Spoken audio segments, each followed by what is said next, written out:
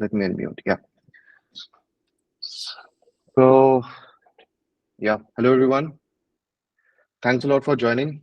And today we will be understanding, as the title says, unleash the power of your data with MongoDB. So we'll understand a basic understanding and an overview of MongoDB, why we should use it, and how we can scale an application, and what are the utilities that we will get out of a particular database, right? Which will help you in terms of building projects.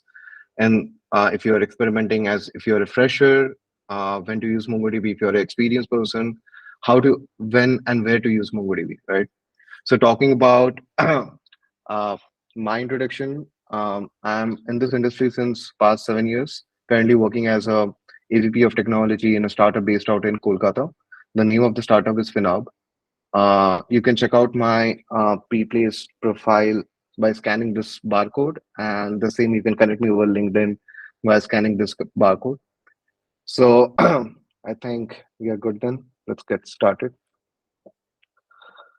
So yeah, so why MongoDB? And as I said, I will just give you understanding like architecture and technology overview. So the first thing is developers love using MongoDB, right? Because it is intuitive.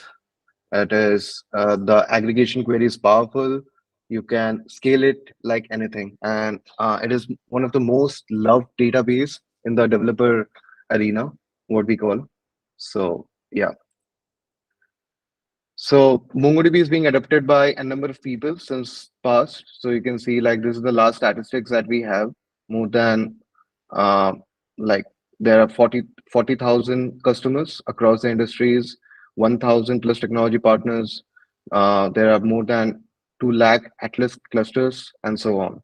So this is a DB engine rankings that you can see in your right.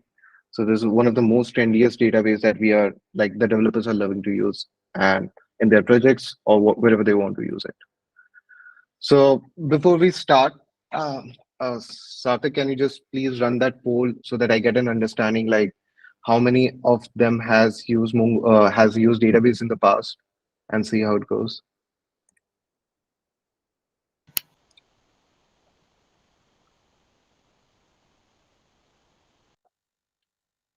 I can launch it. Just give me a second. So guys, please, there will be a poll which will be coming up. So please attend that poll. We'll wait for 2 minutes and we'll take it from there.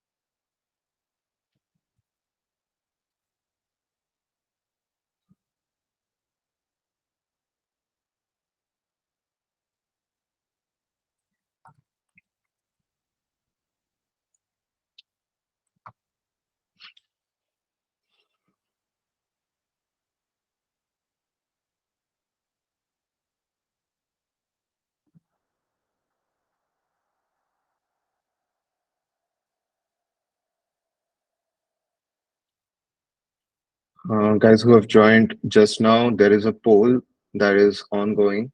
Just to know, like if you have used SQL in the past, so please try to attend that poll. We will wait for next 1 2 minutes and we'll take from there.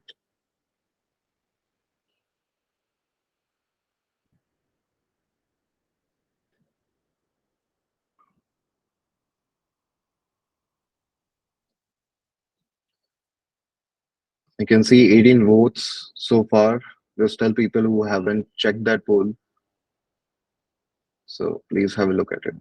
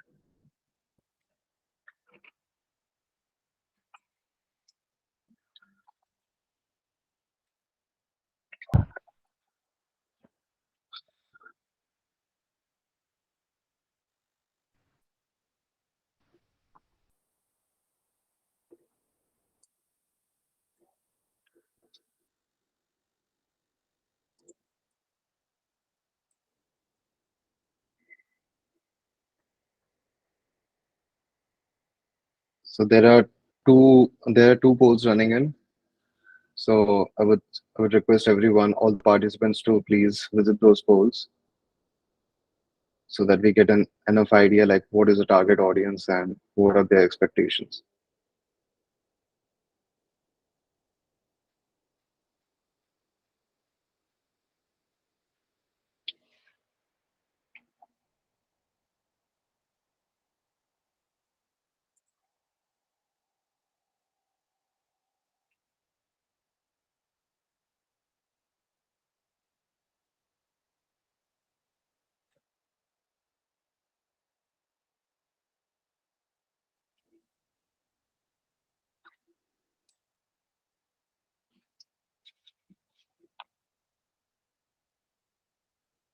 21 votes in the sequel one and 19 votes so far.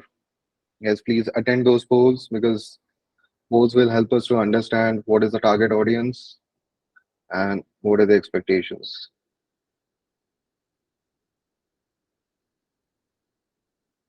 Amazing.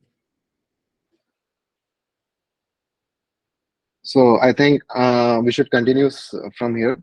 So just wanted to give you an idea like how MongoDB evolved, what it was before and how it is now. So this chart will give you a brief understanding like from it started in 2015 like a release version, like a public release version, and it's in 2022, 2023, and we are in version 6.0.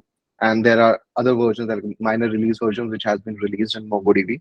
So it will give you an idea like we started from like a when MongoDB acquired Tiger, and then they launched MongoDB Atlas. Then they introduced ACID transactions, and then they introduced multi-cloud infrastructure. Then they introduced stable API and rapid releases, and develop a data platform, which is a BaaS backend as a service. So, with respect to the poll, we got like so far 23 votes, and what I can see is like 14 people have used SQL in the past, and nine haven't used it. So, just to give you guys a brief idea, database is the heart of any application that we are building. Either if you are building an application for your college projects, you're building your application inside a company, database is the heart of everything. So we should know when to use what. This whole webinar is not to direct you guys like MongoDB is the best solution that can be used, but it will give you an idea like when to use a MongoDB because what are the features that we are getting on top of MongoDB. Because why I'm calling it as a feature, because whenever we are trying to choose a programming language, whenever we are trying to choose a tech stack, we always look for the pros and cons, right? What are the pros and what are the things that we'll get out of it? Then only we will use it. So if we like on the course of this webinar, you guys will have a clear understanding like when and why MongoDB, right? So moving forward, so yeah, so we call it as the document model and MongoDB query API. So MongoDB is a document DB. So why we call it as a document DB? Because everything we uh, save everything as a single document. So during the course of the webinar, you guys will understand like what is a document and why we call it as a document, right? So the persons who have seen tables, who have seen ERD diagrams like entity relationships diagram, who have played with the database or data in the past, they have seen something like this. So I think most of the people have seen it. We don't have a poll for this, but I will estimate like yeah, people have seen this some sort of diagram like this, right? So what happens is, uh, as if we follow the convention and stuff, because NoSQL is a kind of thing which was introduced recently, like not recently, like in the course of like last 10 years. Previously, we used to work on MySQL, Postgres, and other databases. So whenever we used to build a product, we only had that option where uh, for a complex product solution, what we are doing is we are ended up doing like n number of tables, and n number of tables will give us edge like or a complexity like when to use what. So what it does is it will slow down the query, and those optimization never happens there. There are optimization strategies like clustering is there, sharding is there, but still that will incur the cost, right? So so from this, we so the thing that I just explained, like let's say there are four tables that we have, that they are the base tables in our application. So we call it as customer, opportunity, contact, and lead. And the lines that you're seeing here, it's a relation mapping layer. So customer is connected to summary, addresses, customer detail, opportunity is connected to activity history, opportunity team, and so on. So what happens is whenever we are trying to query one thing, we have to get all the data from the related table and just store it here. So that which is good for some cases, but as your data grows, right, the relationship query slows down your query processing engine. What happens is whenever you're trying to hit an API to get the data, if you have a million record or something, so it will slow down the data, right? So what you can do is from that thing that I showed, if we start using a NoSQL like MongoDB, we can use something like this, where customer has a relationship to customer. It's a direct entity mapping. Customer to customer, opportunity to opportunity, contact to contact, lead to lead. So in that way, everything is nested. So inside the same object, we can keep all the relationships in one go, and we can use the edge of having a NoSQL and a schema list. So just before we move forward, I just want to let you know one thing. Whenever we are calling it as a NoSQL, why we call it as a NoSQL? Whenever we call SQL, the the base practices that we follow is first we create a schema, and then we add like a design for the model. The model is the blueprint of the table that we are building. We define all the things beforehand. Beforehand making any executions, right? So let's say if you want to add data to the users table, or if there is a users table in your application, so you have to define like the name, like the column name as name, first name, last name, user ID, password, and so on. So what will happen if you want to add a different set of column, right? So you have to again visit the same thing. You have to define that column. You have to define the previous value. You have to define the default value of it, because already the data has been added to the previous entries in the database and so on, right? And if we use MongoDB or a NoSQL, what edge it will give us is we don't have to define the schema, because it's a schema list. You can add. You don't have to design. You don't have to predefine anything, right? So if we move next, so just for the people, like I can see like 15 people have voted like they have used SQL, and the 9 have voted they haven't used SQL in the past.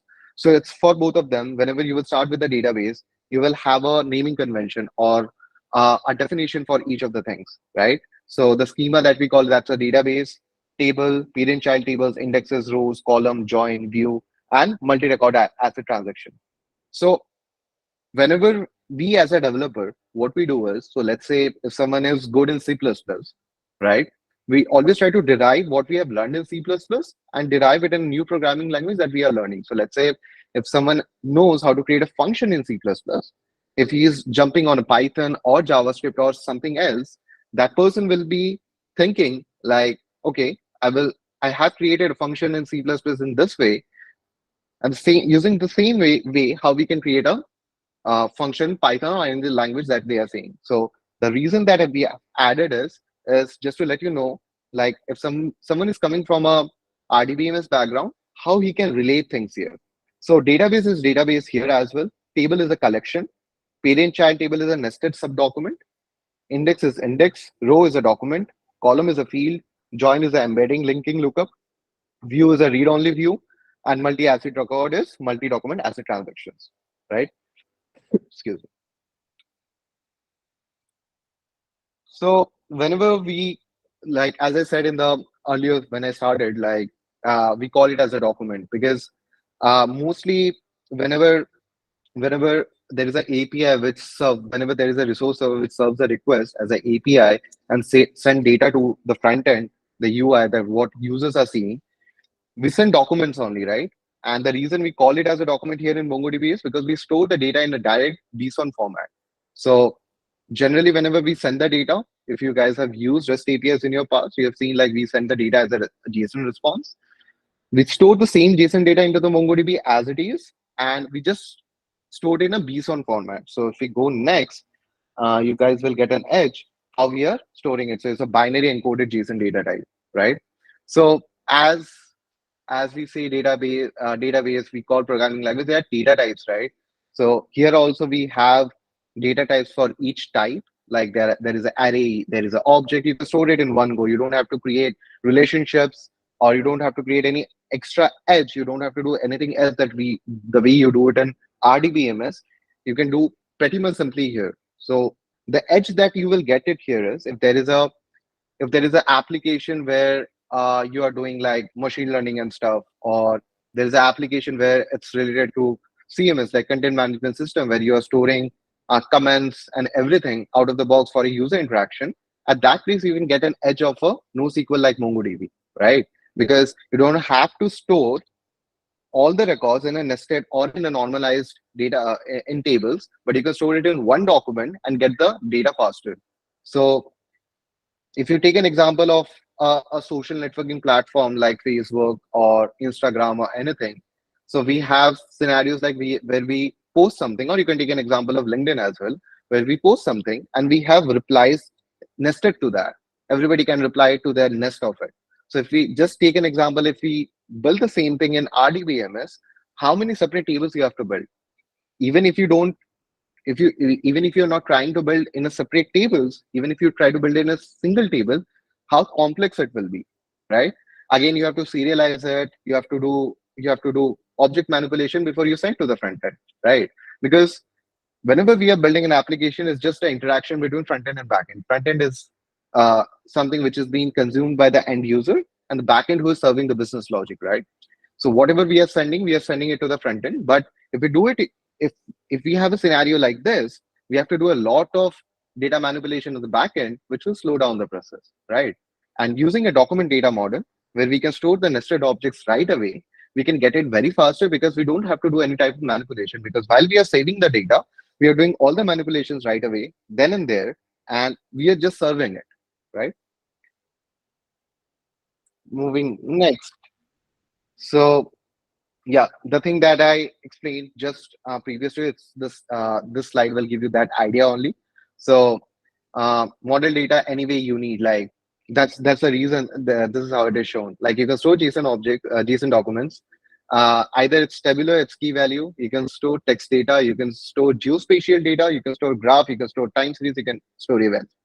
So this is the edge of using MongoDB. So I will give you another example. So let's say we recently surpassed COVID, right? So you guys might have seen like most of the people who are planning to build a small house projects or like side projects, they're building like COVID snapshots and stuff, right? If you store that data in traditional RDBMS, it will be very hard to maintain, right?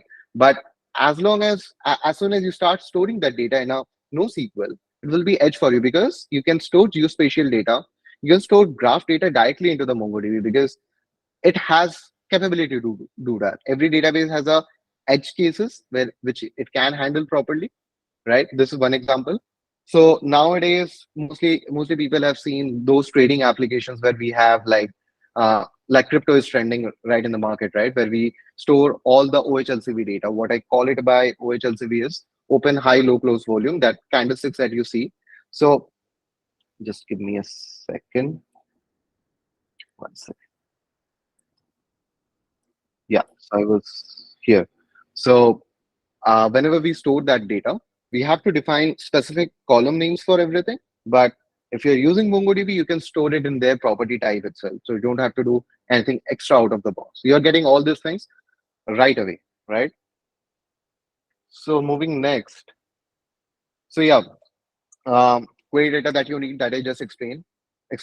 Point, range, geospatial, rich search, aggregation, joins and unions, graph traverses, all wrapped in single API. Yes, that's correct. So what we are doing is using if we try to use MongoDB for a specific use case or a project, what we can get is we can get these options right out of the box, where we can when we are querying, we can define the type and get the data as the front end is expecting without doing any object manipulation during the processing of the data while we are sending the data to the front end, right? So moving next, yeah. So flexible schema. So that's a basic definition of uh, MongoDB or a NoSQL. So the these are the things I will again explain, like because people are joining right away as well. So we don't have to update the ORM class mappings. So ORM, like mostly like if someone has used Fast API or Flask or anything or Java Spring Boot, any API, so they will use ORM to play with the database, right? So whenever there is a new column, whenever there is a requirement of a new column or something, what they what they have to do is they have to modify that ORM, that schema mapping, and then only they can push the data. So I will take a pause here. So far, we have whatever we have covered so far. Does anyone has any questions? They can raise your hand and or just add the question in the chat, and we can take it later or with respect to the need. Anyone?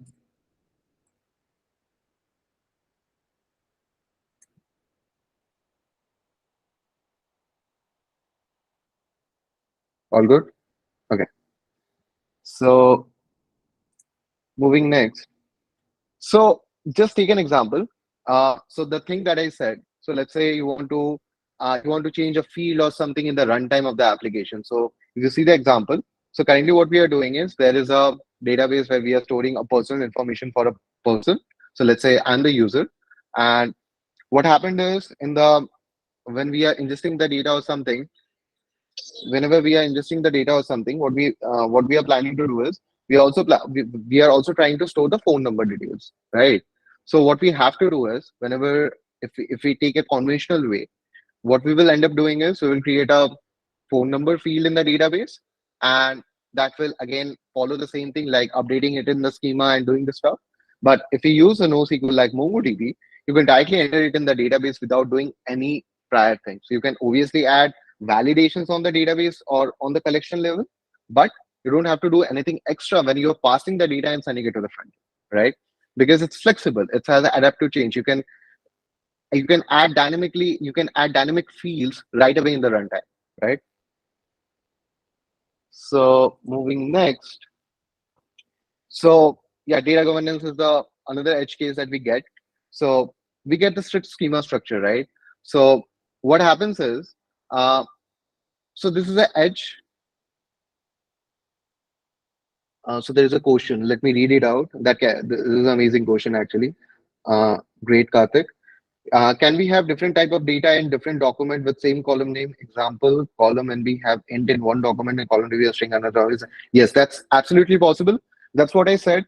So there can be a scenario where I will give you an example. So let's say, Karthik, you are creating a database where you have two tables. Let's think in a RDBMS way. You have two tables where uh, you have a gender as M and F, and you have a collection where it maps gender is equal to 1 and 0, which is a Boolean field, right? If gender is equal to Boolean field is equal to 1, it will be a male. If gender is equal to Boolean is equal to 0, that's a female. So this two tables, if we take it in reference to MongoDB, they are not compliant to each other, so they can be act differently. So each collection can be act differently as well. You can combine those collection and address it as well. So to answer your question, yes, you can do it, right? Does that answer your question, Karthik? I guess the answer is yes, no, maybe, but you can write it. Okay, perfect. But yeah, guys, please post your questions because the things that you're coming in your mind can be a question for other people as well. So don't hesitate to ask questions because the target the target for this webinar is to give you guys an idea while you are building an application, what type of database are the options, and if MongoDB, how you can use MongoDB to solve your application use cases, right? Because we mostly spend time in doing BSA problem solving and stuff. But whenever you are working in an organization, you should have this idea predefined in your mind, like which to use when, right? So that's the whole intent behind this webinar. So moving forward, the best thing about MongoDB is it has the intuitive client drivers, honestly speaking. Like whatever programming languages that's coming to your mind, we have drivers for everything, and that's well maintained. So if you go to their GitHub, if you go to their GitHub page, you will see like how they have maintained it. So this is the another thing that as a developer we should look into, right?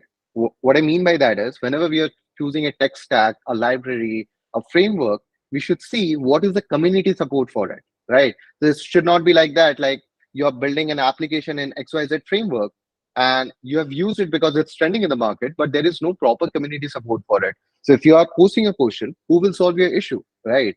So there should be persons who will be solving that issue, who are either who have built it or either who have maintained it, right? So in MongoDB, what happens is there is the community is very huge. You can ask questions right away there, and you will get answers. Like no time, like either like most max. What I have seen is like mostly I get my issues resolved even if I have questions like in a day or so. So which is again good thing. So now we'll see like what are the developer tools that we get in MongoDB. So whenever we land to uh, a database like a MongoDB's official site, we need a graphical user interface to play with the databases, right? So MongoDB has that graphical user interface named as Compass, right? So using Compass, you can like as it says, using Compass, you can do exploration of the data, you can make CRUD operations, you can build queries, analyze the performance, optimize the schema, and so on. The best thing about using MongoDB in an application is you get everything under one hood. So you don't have to attach third-party drivers. Like let's say you want to see in the database what is the how your database is performing, right? So if you take an example of a conventional database or something, what you have to do is you have to connect it to a logging server like a Prometheus or Grafana or something, and from there you will be seeing like the log statistics and everything. But using MongoDB, you can get it in one go. Under one hood, you will be able to see everything, right? So another is MongoDB shell. What you guys can do is it's similar to the SQL shell that we get in any SQL database. So in MongoDB shell, you get to know the same things where you can perform CRUD operations, run aggregations, you can run scripts, you can configure MongoDB database. So the persons who are coming from a JavaScript background, they have an edge to it because MongoDB shell is totally written in JavaScript. So if you know JavaScript, you can use map, reduce, filter, sum, everything into it, and query your data, form your data, and see like the how your data is looking, right? So far, any questions? Anyone?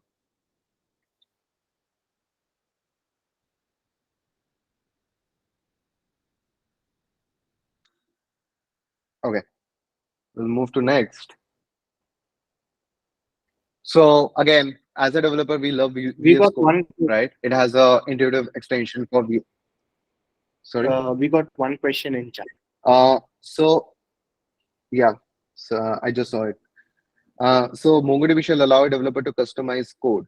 So what do you mean by customize code? So customize code, like, can you just you can unmute your mic and ask your question, or you just have to mention like what do you mean by customize code? Samuel, if you can, you can unmute yourself and ask the question right about, or you can paste your like the definition of the customized code.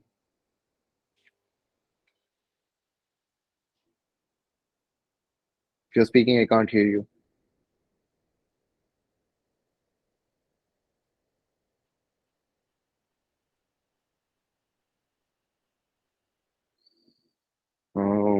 I will wait for 1 more minute. I can't hear you, Samuel.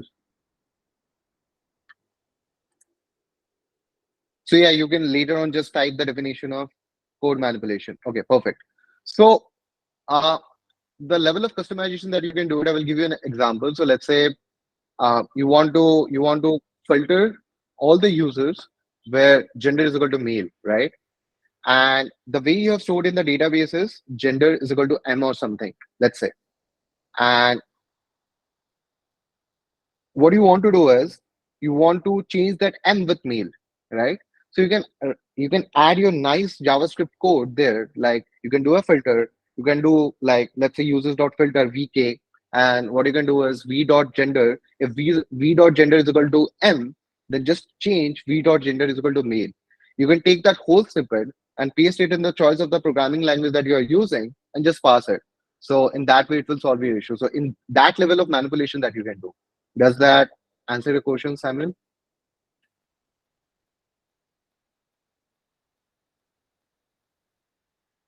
You can hit a thumbs up. You can raise your hand. Okay, perfect. That was amazing question, Samuel. So yeah, another thing is, so far what I have talked about is like hosting the MongoDB database or running the MongoDB database in the local. But what about cloud? Because whenever we are thinking about hosting an application, we should see what is the cloud compatibility of that service, right? So it should not be in a way like you are building a database, you're using a database, you're using a framework that is not compatible to any cloud. Should not happen in that way.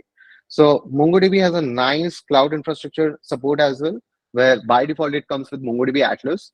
And the same thing that I have explained so far. So that whole thing scenario can be done in Atlas CLI as well. So the Atlas CLI is a MongoDB shell only where you can do the stuff, right? So it's again a brief definition of like how you can use MongoDB analyzer separately for C# and .NET. Why we have mentioned it because whenever we are using a programming language which is like a compiled level language like C++, C Sharp, Java, .NET, or any other programming language, we always get an option for profiling, right? So MongoDB by default gives you an edge to do a MongoDB analyzer right out of the box. So while you are doing the profiling of your code, you can do the profiling of your MongoDB collection and the database that you have built, right? And see like how it is working, how performant your query is. Because it's uh, even if MongoDB is fast and can address your use cases, that does not mean that the query that we are writing that is fast, right? Because if you are writing nested for loops, that won't be a fast scenario, right? So you have to think before you're writing a query. Uh, Moving next. Okay. So so the thing that I've explained, as like the convention way of storing the data in multiple database is now slimmed down into storing the data in a single data structure, right? So what we are doing is instead of storing the data in multiple databases, right, and doing the normalization on top of it, we're storing the data in a nested object so that we can get the data from one go. That's why it is called it as document. So that will clear your doubt or your guys' doubt of what is the definition of a document. So again, I will give you another use case definition for this. So let's say you're going to a hospital, right? So they will give you a nice booklet where you will keep all your prescription and stuff. They won't do like one prescription is here and one prescription is like a pathology lab, one prescription is an ortho, one prescription is an like dermatology. They won't do like that. They will align all the things in one go so that whenever you are viewing it, you can view it with ease, right? They can do that even. That's a conventional way of doing it. But they always create a document and send it to you, right? That's the best example where you can understand like why it is called it as document. So any questions so far?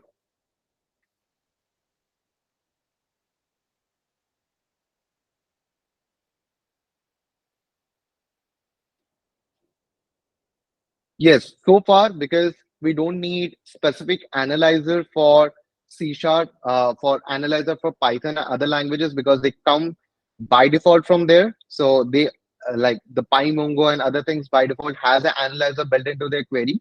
So we don't need it. But if you're building something on top of C sharp and .NET, you have to, there is an edge for it. Does that clear your doubt, Samuel? Perfect. So now this is the best thing that you will like about MongoDB. So if you are using SQL, so let's say you want to insert a data into a customer's table, right? So if you see like the whole thing that in your right, in your left, this is Python code, and exactly like I would bet like most of the people can understand Python. So you can see like this much of operations that we have to do if we are trying to store anything into the customer's table. So starting from initialization of the cursor, connecting it to the destination database, doing the manipulation, running the queries, and then executing it. The whole thing, right? You can get the code snippet in the same way, like the link. You can go to that link and you can get the code snippet. But here's the edge. Let's see how it is done in MongoDB. So this is how it is done in MongoDB. You just have to do it in two lines of code. You just have to do, like, you're just inserting a user, right? You can do it in one go. So it is saving your time, right? Because the reason is the structure is already nested. You don't have to query multiple tables to get a ID from it and insert it there. You're getting it in one go and you're inserting it in one instance only, right? Moving next. So it is referencing to the previous thing that we talked about. So it's, yeah, as the definition says, MongoDB query API is rich and expressive, right? What I mean by that is you can, if you read it through, you can do whatever you want to do if you're thinking in terms of the database. What I mean by that is, um, you can, let's say, if you take an example, find anyone with phone number 112. Check if the phone number is 555. If on the go, do not call the list. You can write this query in a better way and a much faster way if you compare it to RDBMS, right?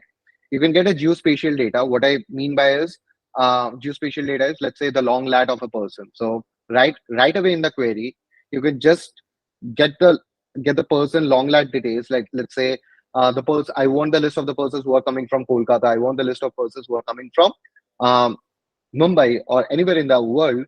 We can directly get it because geospatial data gets directly connected to the map, and from there we can get it, right? Sorry. So you can do text search, you can do aggregation, yeah, you get a native binary JSON support, you get joins and graph queries as well. So you guys can be thinking like, this guy is talking about NoSQL, why he talked about joins then? So joins is a scenario like Karthik, just referring back to your question. So there can be scenarios where there are two collections, but you want to join those two collections and get the data. So it's not always a scenario where you keep the data in one go. So let's say you have a customer entity in one go and payments entity in a different collection, right? But you want a data in a cumulated way when you have the customers as well as the payments data. So in that way, MongoDB also offers a joining capability where you can join the data and get it back, right? Moving forward. Yep. So this is the most asked interview question whenever you're talking about, like, uh, database interviews or something related to HLD or LLD. So our interviewer always asks what is the index in the database, right? So, and how what are the types of indexes that is available in a specified database that you have used in the project, right? So let's say if you come up with MongoDB, you get all these types of indexes where you have primary, compound, multi-key, wildcard, text, geospatial, clustered index. And this is another edge. Even if it's a NoSQL, you can create indexes out of it, right? So it's a schema-less. You don't have to define the schema. You can perform joins. You can perform. You can create indexes. So what else, right? Moving next. Okay. So there is one more question. Mushed Raza. Raza, how the question is how join works under the hood in MongoDB. So if I explain you in a layman manner, so just take an example. If I go back to the previous slide only. So yeah. So the way join works is, currently what you have to do is you have to, whenever we call join, right, how we can join. So there should be a reference of one collection into another, right? So let's say the example that I took, one is a customers table and one is payments table. So payments are done by customers only. So what we can do is we can just add a key in the payments table where it will say like customer ID, and it will hold the customer ID of that customer, right, which is present in the customers table. So what we will do is we will just do a lookup in the payments table and get all the data for the customers as well while we are querying. So your data will grow, right? But you will be having the data in one place. You don't have to do multiple steps, because in customers you have nested the documents whatever you need, and payments you have the data with related to customers only. There can be n into n relationships as well. What I mean by that is customers may belong to users. So you want to see this customer is a part of which user belongs to this customer. Then you have to reference it again and get the data, right? Does that answer your question, Mushab? So Sumanta here, like, so it whenever we look up a document, so it will give us entire documents. Let's say I need some part of that documents, like some Mm-hmm. part of information from that document. Mm-hmm. So let's say in RDBMS, what happens is when we Mm-hmm. perform the joins, it will select the Mm-hmm. rows from the left table and from the right table, and then perform the Mm-hmm. joins, right? Exactly. But in MongoDB, what I will do is if I perform the lookup, so what it will do is it will fetch the documents from the left table and from the right table. So let's say table Mm-hmm. A and table B. So it will give us Mm-hmm. a entire documents, and later on it will process those documents, or what, like how it works.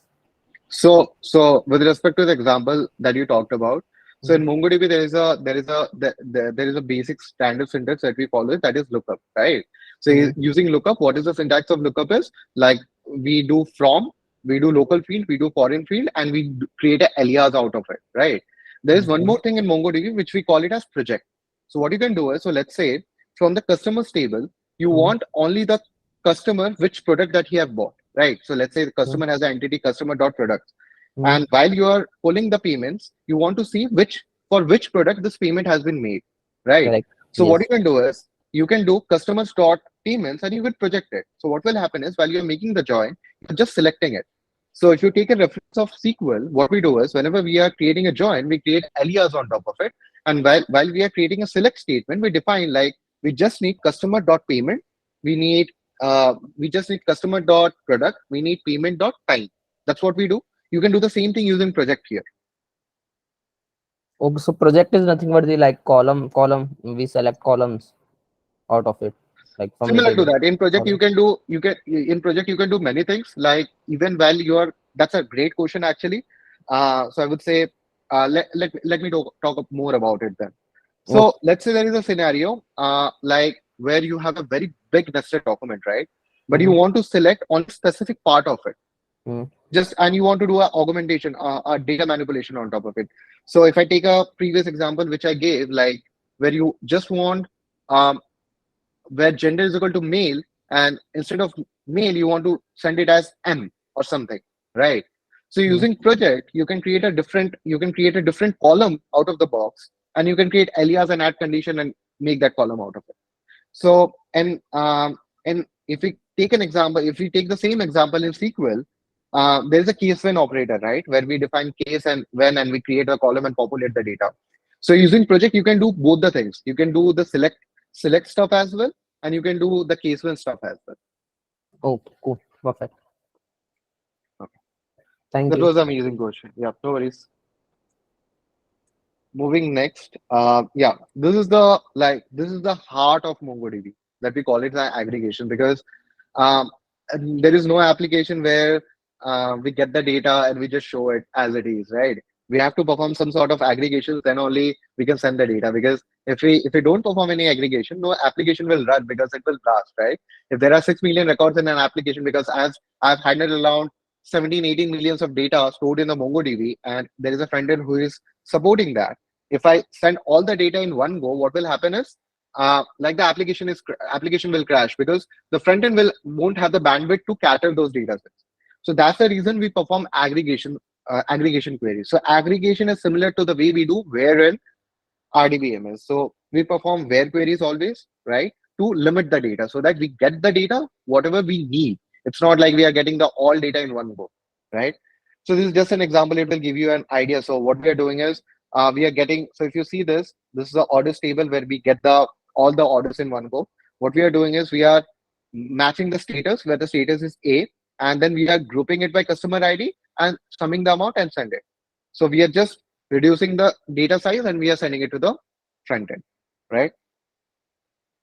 So next, so yeah, so these are the aggregation features that like I won't be jumping to everything, but this slide will give you an idea like what we have in MongoDB, like what type of aggregation operations that we get. So we have pipeline stages, like these are the pipeline stages. We have operators, and operators contains like mathematical, array, conditional, temporal, string, literals, regex, trigonometry, and you can define your own functions as well, right? What I mean by own function is, let's say you want to build your own custom logic to do some operation, and you can keep that function and again perform the aggregation on top of it, right? So moving next. So uh, coming back to Samuel's question, no, coming back to Mushed's questions only. So how to perform joins and aggregation. So I think this will be like kind of familiar to everyone. So let's say this is what we want to do, right? Like where we are selecting from multiple tables, we are joining it, and we are doing a group by and doing it, right? So in SQL, we are doing a nested queries, which is a like it's a hell when you are writing a bigger query, right? So the same thing when you will do it in MongoDB, it will be that's it. So what we have done is we have just unbinded it, we have matched it, and we have grouped it, and that's it. So these are the stages that we will follow in MongoDB, and that will solve our issue because we just need the data that we want. Because most of the time, what happens is that nowadays the applications are getting slow because most of the time we send the data even if we don't need it, right? So whenever you're building an application or whenever you're building any solution, you should be aware like you should send the data which is only required, right? It's like if we call about basics, like while preparing for interviews or anything, if some interviewer has given you a question to solve a use case or a problem, if you are defining functions, you should return the only the data which is required. You should not return like n number of data that is being processed by the function, right? The same case stands for MongoDB as well. Moving next. So so like the features of MongoDB in terms of scaling.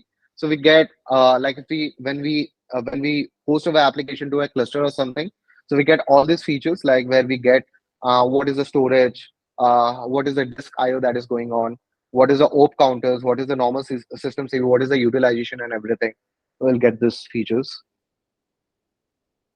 This again, like you can get the real-time performance metrics, operations, network IO, memory, hottest collections, slowest operations, everything. So one key thing that happens most of the time is, which we forget, whenever we are building an application, we just think about our scenario only, like the way we are only using that application. We should always see this application will be used by n number of people, right? It's not limited to us only, right? So we end up sometimes we end up writing complex joins, or sometimes we end up writing like nested loops or something, right? So we should always do a profiling on the query that we are writing. Either if you are doing it in RDBMS, because I'm not here to give you a the contradiction between like MongoDB is the best. Again, I'm saying like how you can use MongoDB and why you should use MongoDB. If it caters your use case that you are solving, that then it is good. Because MongoDB is also not best for the scenarios, right? There are some scenarios where there are many scenarios where MongoDB is not best, right? So moving next, there's a performance advisor as well. So you will see like if you run a query on Compass or any MongoDB native solutions, you will see like this query is running slow. You will get advising like advisors like you should create an index, you should separate the queries and so on, right? This is, yeah, you will get automated index suggestions, automated schema suggestion, the thing that I talked about. You get a query profiler as well. You get data explorer that is by default in the MongoDB. You can build aggregation pipeline right away, either from shell or either from the Compass or any intuitive solution that is provided by MongoDB. Okay. So far, any questions?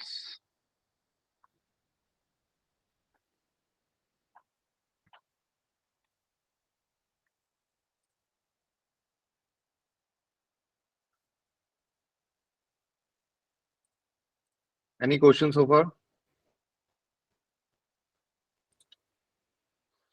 Okay, I will count it as a no. That's amazing. Not amazing though, but yeah. So one edge case, like what is another best thing about MongoDB is even though it's NoSQL, it doesn't have any schema, but it supports indexing, it supports joins, it supports aggregation, it supports validations. It also supports ACID. That's the best thing about MongoDB because it's an ACID compliant. So can people hit like who knows about ACID? Anyone? Like you can just hit like if you know about ACID. Because that's one of the favorite question for an interviewer. They will ask about what is the acid. One like so far. Anyone? to, okay, I should say n number of likes because, okay, amazing. So all the data that you are, amazing, that's amazing. So Neha has given the definition of uh, like the asset. Like I will say, like that's a good thing you guys know. I will do a shout out for her. So it's atomicity, consistency, isolation, and durability. So your document is atomic in nature. It's consistent throughout. It provides enough isolation, and it's durable. So it's not like you're storing a data and it's gone, right? You're storing a data today and that is gone, or that is not consistent throughout, or that the data structure is dying. It's not like that. You can still maintain the asset guarantees because asset is applied, right? You can use, it's your choice if you want to use asset. It's your choice if you don't want to use asset, right? Amazing. Moving next, so this is much into a higher level. So you can do multi-statement, you can do multi-node transaction guarantees delivered at scale. What I mean by that is whenever we scale our application, we shard our data to multiple nodes. So these are the concepts which would be asked in the first level of the interviews. But if you jump into high level design or low level design, a person can ask you about what is a node, what is a multi node, what is sharding, how you have implemented sharding, because these are the concepts. This is not what you have applied. These are the concepts that's there in the database, right? It's applicable for everywhere. Uh,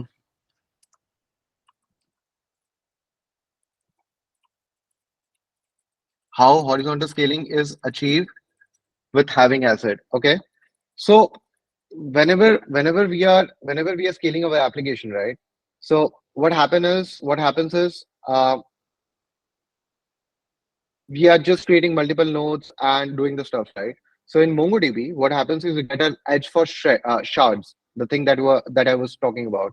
So so whenever we use a shard, what it does is there's a node which takes care of multiple servers and partitioning the data across multiple server, right? So each shard is contains a subset of data, and uh, but and with on top of that you can get that, like you can achieve those asset atomicity, consistency, isolation, and durability. So using sharding and other things, even in what happened, Avinash said like something, wow.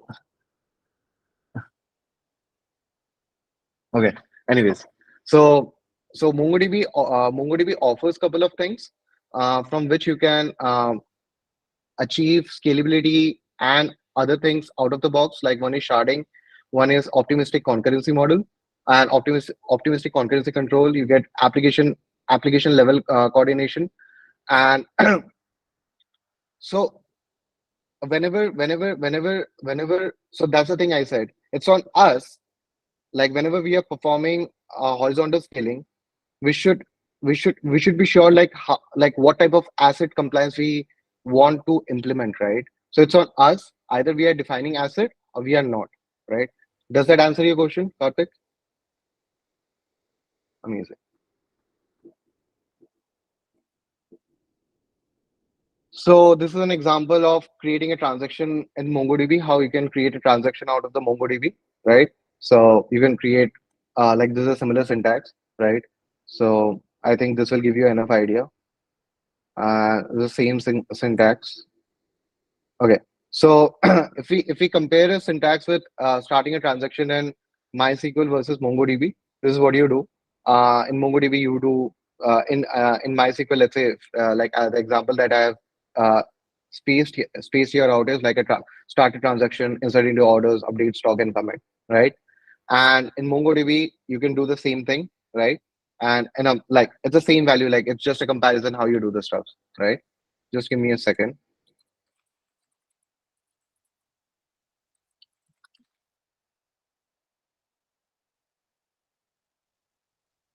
Okay. All right. Moving next. So this is one of the feature that got introduced in MongoDB, which is change streams, which you can use if you are building a real-time application. So let's say, um, So let's say there is a scenario where there is an order, right? And as soon as the order is made and confirmed, you want to ship that order to a shipping or an operational team, or there is a separate collection and the database that has been maintained. So using change streams APIs, you can do that.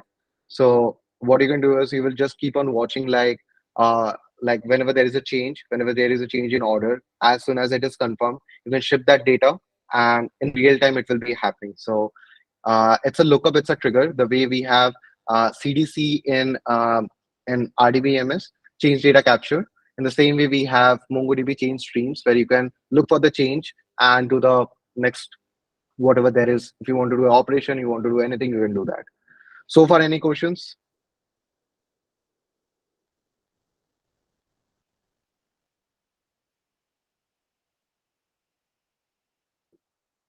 Okay, Sir, I have actually a question. How sure, go ahead. MongoDB ensures acid property?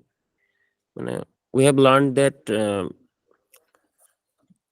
normal database ensures MySQL database ensures acid property, but NoSQL doesn't. Uh-huh. Okay. So how does MongoDB ensures acid property? Okay. So let's take an example of a MongoDB the way definition of acid says, right? So the definition of acid that we know is atomicity, consistency, um, isolation and durability, right? So I will just give you an example for each cases, right? So let's say you have created a document, right? So what MongoDB does is it guarantees atomicity at the document level. So let's say write operation on a single document is atomic, meaning it is treated as a single unit of work. If we write an operation phase, it will not partially update the document. Instead, it will roll it back immediately, right? So you got it, right? So let's say whatever, like let's say we are updating something. If it fails, we will consider that write operation as an atomic unit of work, as a single unit of work only, right? Talking about consistency, right? So in MongoDB, we can define validation like the data level validation, right? So we can define validation like uh, if we are defining a key, that key should contain only string or an integer number or something, right?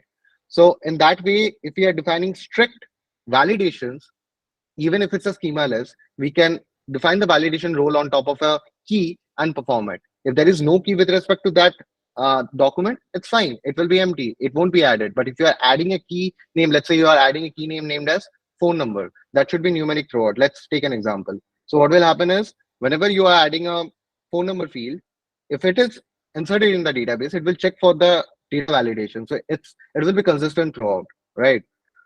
Talking about durability. So okay. Talking about durability, whenever whenever we are writing a data to the MongoDB, MongoDB always ensures durability by writing the data to disk and maintaining write ahead logs. So what is write ahead operation is when a write operation is acknowledged and successful, it is guaranteed to be durable and stored.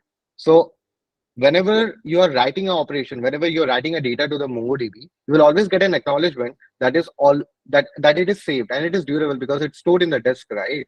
MongoDB reads from the disk, and every database stored the data in disk only, right? It's just the way they are storing it, right? MongoDB stored in BSON format, which is binary representation of JSON, and that's how it works. Then there is like this isolation and concurrency. So MongoDB uses optimistic concurrency control, right, to handle concurrent updates. Each document has a version field, right? That to so which will help us to detect the change or anything, right? So let's say there are two users who are changing something or doing something on top of a document, a particular document in the MongoDB. You, MongoDB internally maintains the version numbers, and from there you can basically like the MongoDB itself define like that there is no conflict out of the box. It will allow one user to edit it, and meanwhile the data is saved. Then only the next operation will be added. So in that way, it's supposed asset. Does that answer your question, MD? Yes, sir. Am I good? It's clear. Uh, So you said that transaction management can be happen in MongoDB, right? Yes, yes. Okay. Thank you, sir. You you can enforce that. Yeah. So yeah, what you can do is you can, if you liked it.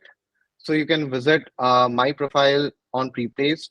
The major thing that I'm talking, or what the target audience I'm targeting, is just to, like, you. What I'm assuming is you guys are aware of, like the DSL Go or whatever you guys are practicing for the interviews, right? Either you are experienced or fresher, right? But the place where we always lose a gap, wherever we have a gap, is we don't know what to present in the interview. Like when there is a question that has been asked related to the past project, and what are the use cases that we have solved and what we have catered with respect to that project. It's very hard for us to explain that. That is the common thing that we always face. So I can help you guys to present those things during the interview, because that is the edge in any interview. Because nowadays, when we joined as a fresher, we really used to have a project or a side project that we used to work on. But as the internet is so grown, now everybody has a side project or a internship or something. So everybody wants to know what you have worked in the past. In that way, they will grade you like, yes, this person knows the skill. Let's see how deep he knows it, right? So I can help you clearing those gaps so that you are ready for the placement and stuff. That's my whole target audience. That's what I'm targeting. So so yeah, that's pretty much. You can book a trial session. You can connect me over LinkedIn. That's my LinkedIn code. You can connect me over like pre-placed and let me know. I think I'm good. I'm open for a Q&A. Like if anyone has any question, I'm happy to answer that.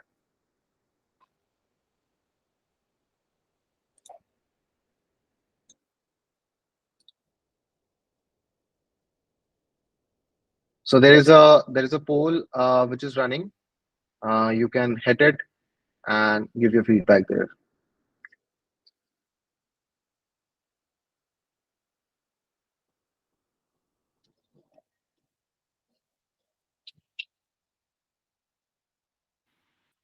Suman, there is one more question from Samuel. Okay, let me address that. For polishing credit operation, you took to this. Yep. Samuel, that's an amazing question again. So you can refer to official MongoDB documentation, and you can set up a one-on-one with me as well. I can help you guide with like what are the best defined steps. But just to be honest, you can directly visit MongoDB community. You can get like the learning path for the programming stacks that you have, like Node, Python, .NET, Java. They have programming path for everything. They offer certifications as well. But which to choose and how to choose, you can set up a call with me and we can talk more on that.